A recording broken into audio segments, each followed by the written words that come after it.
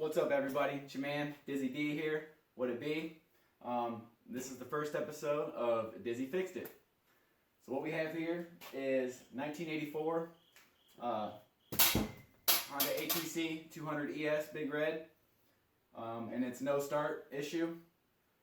I just did a fresh rebuild on the top end, so I don't think it's anything too major. However, this was my first complete 4-stroke engine rebuild. Piston rings, gasket kit, all that stuff that I've done completely by myself with no supervision, no help from anybody, just reading off the shop owner's manual. So fingers crossed that it's nothing too major, but I don't think that it is, because it was running and all of a sudden it just stopped. But it was ticking a little bit before that, so I'm going to start by checking the valves and we'll go from there. So let's do it. Look who came to join us. Yeah, you get to meet Felix the Honda cat. Say hi, buddy. Hey, see how these nice people? Yes, no, maybe so. I know why, because the freaking flash was in his face. Sorry, buddy. That's my buddy. Huh. I'm the best kitty. You're such a good cat, aren't you? My best buddy, right here, guys. Felix the Honda cat. Say hi, buddy. I'm a good kitty, huh? Yeah. Look at this guy. Freaking adorable, right? Don't I know it? Okay, I've started by removing the seat, which is held on by just this little lever right here. You just flip that up, and then it's held in to that slot right there. And then also remove the gas tank, which is just held in by one bolt right there, which goes in right there. And I've also taken out the spark plug right there to allow me to turn the motor over a little bit easier to top dead center so I can check these valves clearances. Okay, now what I've done is I've gone ahead and I've removed the timing hole cover cap, and I've also removed the valve cover caps, the intake or exhaust and intake, and I just used a pair of channel locks for that. Okay, it's a little hard to see in there, but I think you can see it. There's a T with the line on the flywheel, which comes right after the F with the line on the flywheel. So for the valve adjustments, we're going to be lining up the T, which is top dead center, right in line with that mark right there. So you can see that those are close enough. Maybe like a hair off, but that'll work just fine. So that's the top dead center. And we're going to take my feeler gauge set, whatever I did with those, right here. I'll link to one of these in the description. And we are supposed to be at 2 thousandths. So I'm going to go ahead and check these now. So I'm going to take my 2 thousandths feeler gauge in here.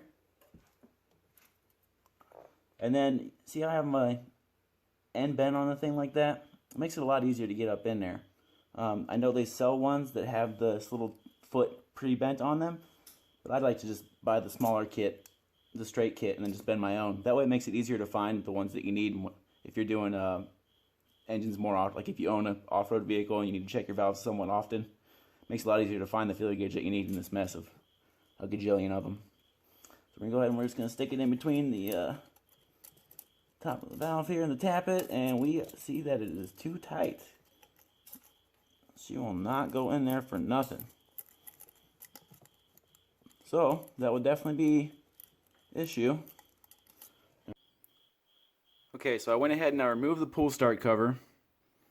Initially I started doing it without moving that, which you can do. It's just kind of a pain to get the motor turned around exactly where you need it to be to get the marks for the top dead center and the firing mark to line up if you're checking that. Which brings us to this step right here. I went ahead and I also took off the ignition timing cover,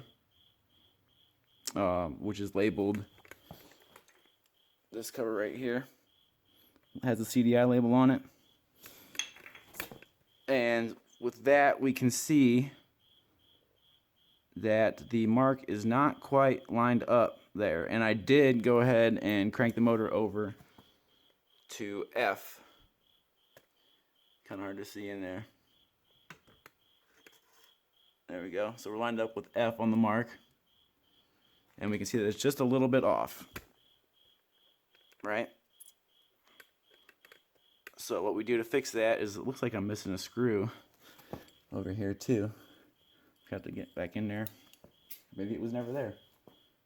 But either way, we'll just go ahead and take our, whatever our Phillips screwdriver is.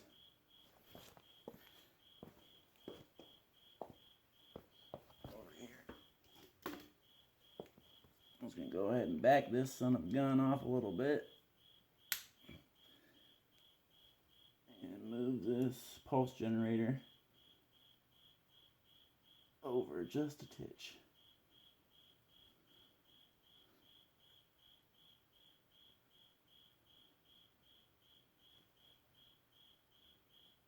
There we go.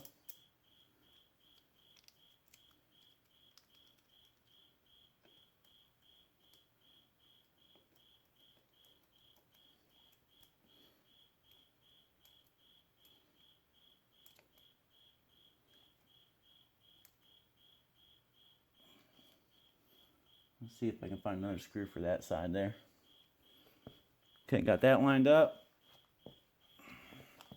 Make sure everything's free. Yep. Awesome.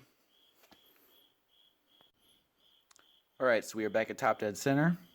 I have the tappet nut loose, and I have the feeler gauge stuck in between the tappet and the top of the valve there. And I'm just going to go ahead and tighten this down until it feels tight, and then back it up just a little bit so I can slide the feeler gauge out from under there. There we go. Leave it right there. And then just go ahead and tighten this nut back.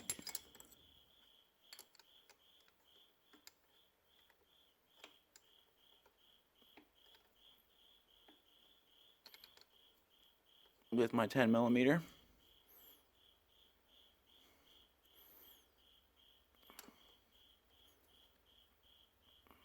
There we go, that should do it. And I'm going to go ahead and repeat the same thing on the intake side. Alright, we are over here on the intake side now. I have the feeler gauge in between, just like on the exhaust side. And we're going to go ahead and tighten this down until it feels tight. There we go, it won't pull out, and then back it up just a little bit until it slides out of there. Right there feels like enough drag. I'm going to go ahead and make sure that that's tight.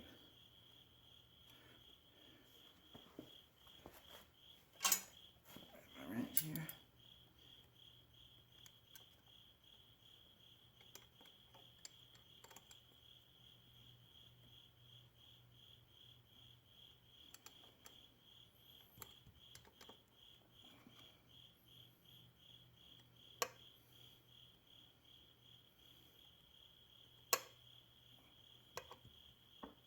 And there we go, that should be tight enough.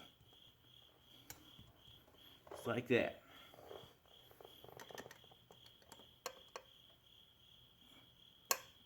Yep. Alright. I'm going to reinstall the covers here.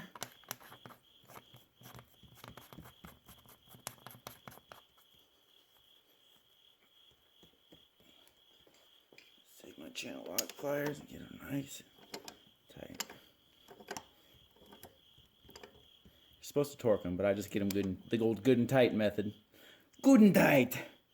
It's German, I believe. And then same thing with the exhaust side. Okay, so sorry if you hear any background noise. It's seems like some banging around or whatever. I live fairly close to the railway, and there's a train going on right now, so it's making some racket there in the background. So my apologies for that if you guys hear that. But anyway, so I got the CDI cover back on. I did find a screw to go in there to replace the one that was missing. Torqued to 5 pounds. Reinstalled the caps, like I said, the old good and tight German method. Reinstalled my timing hole cap, good and tight, and reinstalled the gas tank. While I'm down here, I'm going to go ahead and turn the fuel on. Gas tank bolt back in. Alright, I'm going to go ahead and drop the seat back on. I can get her lined up here.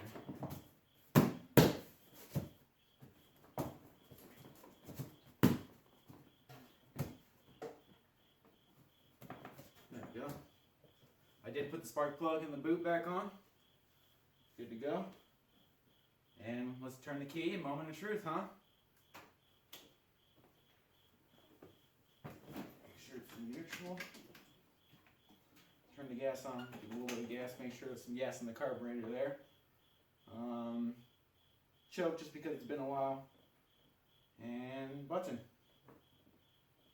Come on, baby.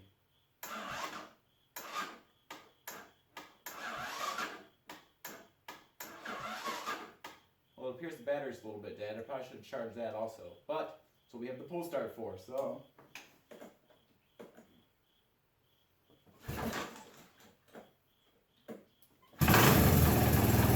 Yes!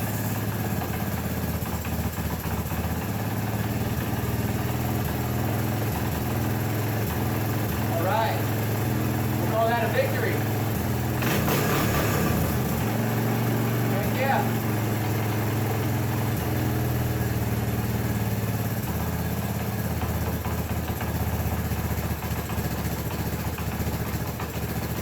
Turn the idle down a little bit.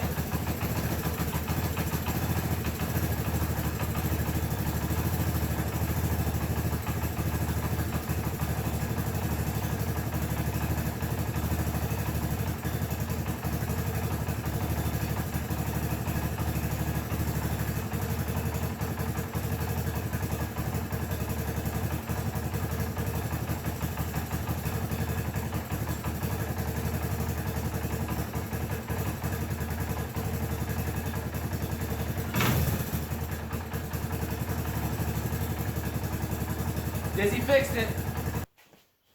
Great. So we'll call that a victory. Actually sounds much better than it did in there.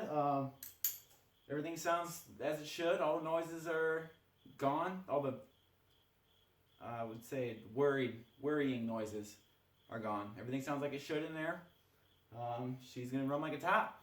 We'll take her for a rip tomorrow. I'm super glad that's all that it was. Like I said, I was pretty confident in my abilities when I rebuilt the thing, so I knew it couldn't be much. Although I am surprised that they did tighten up that much.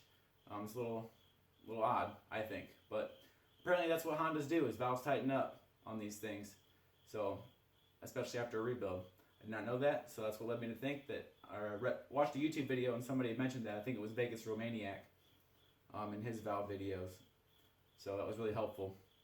And so we just went from there. And I appreciate you guys watching. Like the video, smash that like button, subscribe, and tell your friends, share, and we'll see you for the next one. Thanks for watching. See ya.